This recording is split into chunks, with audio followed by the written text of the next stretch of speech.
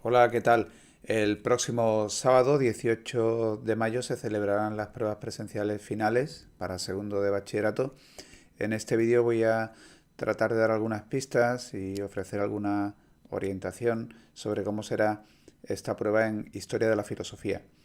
Se plantea, por un lado, la tercera evaluación, que es de lo que voy a hablar aquí de una manera específica, pero también, de nuevo, pues está la posibilidad de recuperar la primera y la segunda evaluación. De estas no voy a decir nada aquí en este vídeo porque sobre ello ya tenéis información en las pestañas correspondientes a estas evaluaciones. La estructura de la prueba, en lo que a ella se refiere, será similar, el mismo tipo de preguntas que hubo en los casos anteriores, tanto en la primera como en la segunda. Entonces me voy a centrar aquí en esta tercera evaluación. Bueno, en cuanto a la estructura general, será similar que la que tuvisteis en la segunda evaluación. Habrá dos preguntas para la tercera evaluación y también habrá dos para la primera y dos para la segunda, que en este caso son las que se pueden recuperar. El que tenga una evaluación o dos, pues deberá hacer las dos o las cuatro preguntas correspondientes a esas evaluaciones.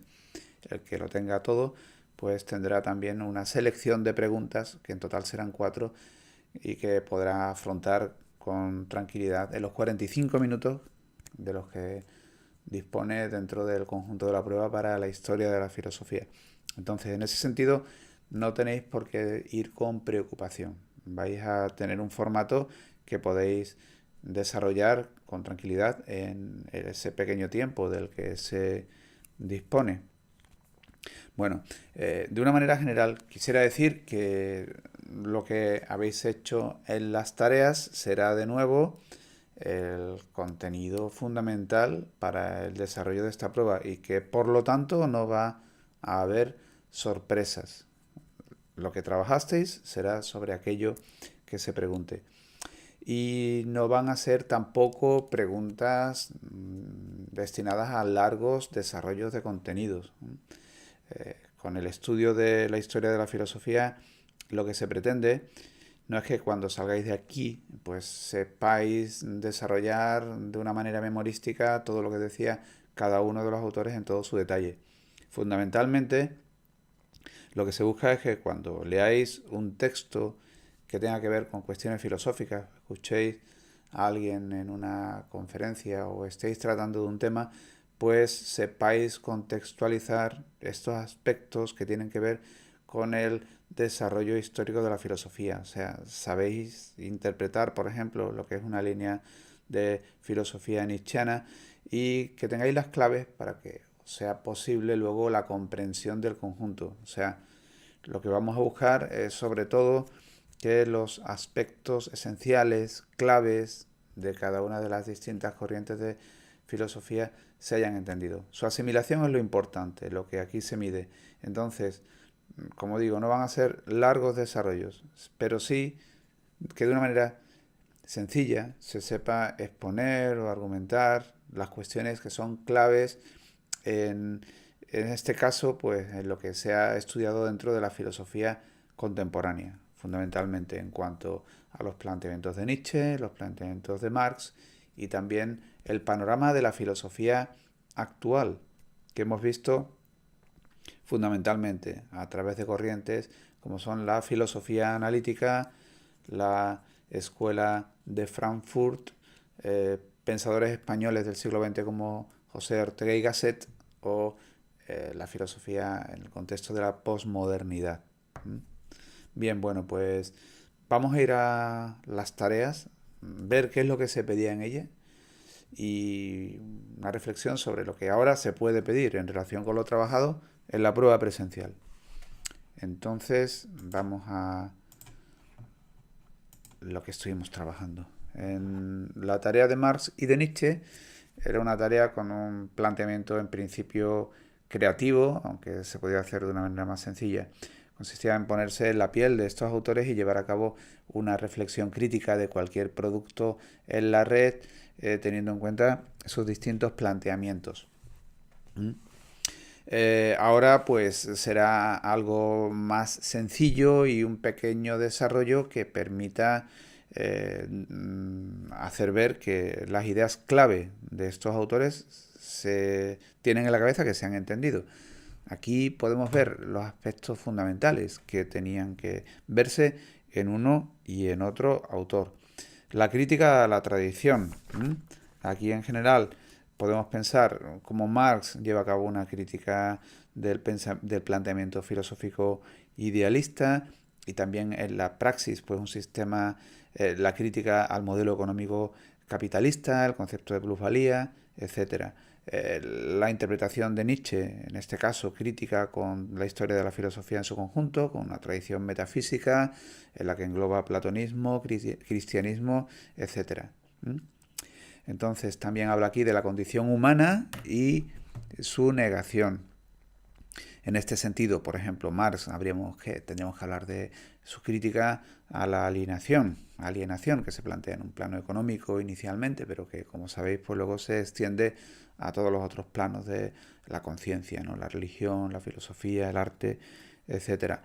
Y en el caso de Nietzsche, aquello que niega la condición humana, fundamentalmente un modelo moral, esa moral de esclavos, que ha impuesto esa negación a la vida a lo largo de la historia y hasta el momento en el que él desarrolla su filosofía.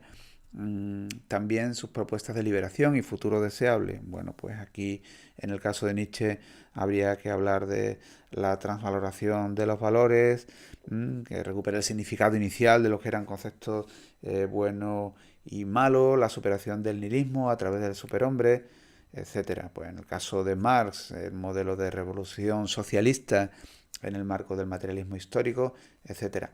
O sea, lo importante es que en conjunto tengáis una noción general de todo lo que es eso, una visión crítica que tiene que ver también con el padecimiento humano y las propuestas que uno y otro hacen para salir de esa situación y llegar a ese futuro deseable que uno y otro plantea, uno desde un modelo de revolución social y el otro con una nueva conciencia que concilia al hombre con la realidad de la vida, etcétera.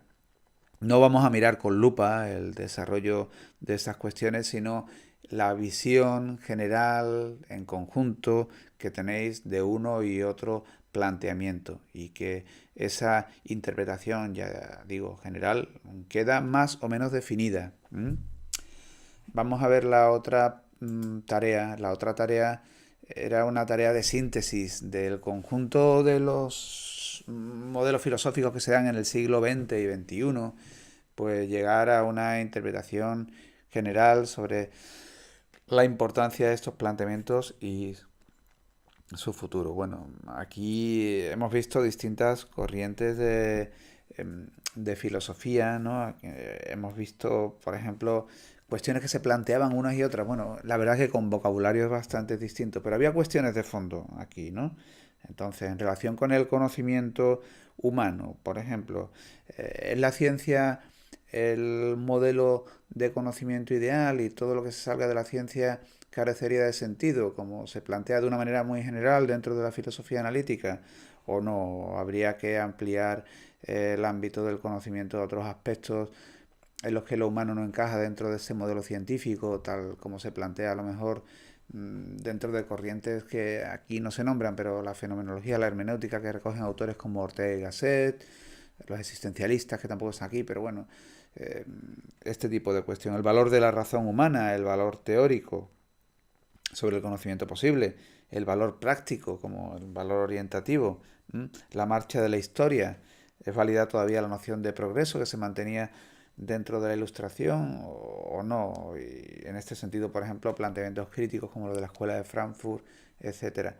Bueno, aquí, como son muchos temas, caben, digamos, dos posibilidades. O de nuevo, pedir una visión general y de conjunto del planteamiento de las distintas corrientes, o pedir que concretéis el tema en alguna corriente en particular, ¿no?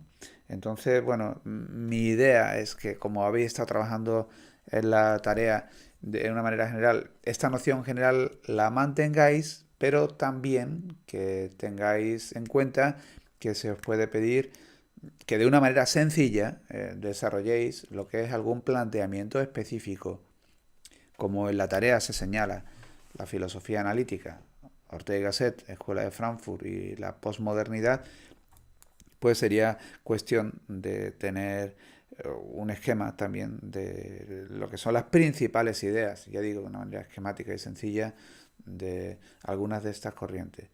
No os preparéis solo una, porque imaginaos, podría ser que la pregunta dijera, por ejemplo, de estas tres, como Ortega y Gasset, la Escuela de Frankfurt y el pensamiento postmoderno, elegí una y planteáis cómo desde esta corriente se plantean las dificultades generales a las que se enfrenta la filosofía en este periodo de filosofía contemporánea, ¿no? Entonces, bueno, una idea general del conjunto y algunos detalles algo más concretos de algunas de estas corrientes, de manera que en una selección tengáis alguna respuesta. Le digo, no vamos a hacer una pregunta tipo, a ver, Escuela de Frankfurt, claro, desarrollo. Siempre habrá alguna opción en el caso de que se refiera a alguna escuela en concreto, y tampoco el desarrollo va a ser nunca totalmente exhaustivo, sino de una manera general, eso, las cuestiones que se tratan aquí, como eso, sobre el conocimiento humano, cómo lo contemplan, el tema de la razón humana, su valor teórico práctico, cómo contempla la marcha de la historia, o sea, unas pinceladas sobre aspectos generales y el modelo en concreto, en el caso de que fuera así, que se elija, ¿no? Bien, también puede ocurrir en este caso que se os dé alguna información extra, como por ejemplo vocabulario, que os va a servir a vosotros para guiar la respuesta. En relación con el vocabulario no hay que asustarse. Si aparecen, por ejemplo, nociones propias de la Escuela de Frankfurt, de Ortega y Gasset, del pensamiento postmoderno, se dice, bueno, elegid una de ellas y desarrollarlo sintéticamente, lo que es la interpretación que se hace dentro de esta corriente.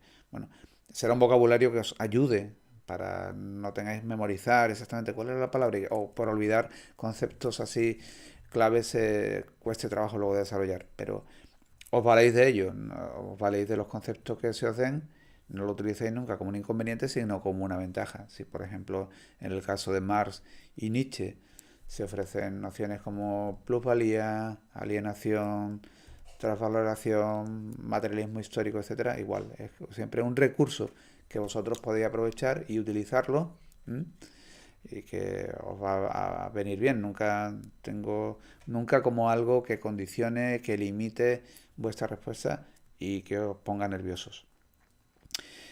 Ya digo, entonces, teniendo en cuenta que tenemos unos planteamientos generales bastante humildes de lo que vamos a tener que hacer en esta prueba presencial y sin el requerimiento del desarrollo exhaustivo, memorístico que uno pudiera temer, podemos ir con seguridad a esta prueba presencial, teniendo ya acotados los temas y sabiendo que va a ser sobre ello sobre lo que se pregunte. Mi consejo es que miréis bien lo que se pregunta, que os hagáis un esquema o lo desarrolléis brevemente y luego ya con el tiempo que tenéis para la elaboración de la prueba, pues busquéis una exposición clara, concisa y bien estructurada y bien escrita. No necesario mucho detalle, pero que por lo menos lo general sí quede reflejado con claridad, de manera que podamos ver que habéis asimilado los aspectos esenciales que se os pedían para este tercer trimestre. Y eso es todo. Mucho ánimo y suerte. Ya queda poco y pronto todo quedará resuelto. Nos tenéis a Fernando y a mí durante esta semana para atenderos en cualquier dificultad que tengáis, tanto sobre esta prueba que estamos viendo ahora, como sobre cualquier otra cuestión de detalle que no se entienda y que queráis tener más claro y sobre la que preciséis alguna explicación.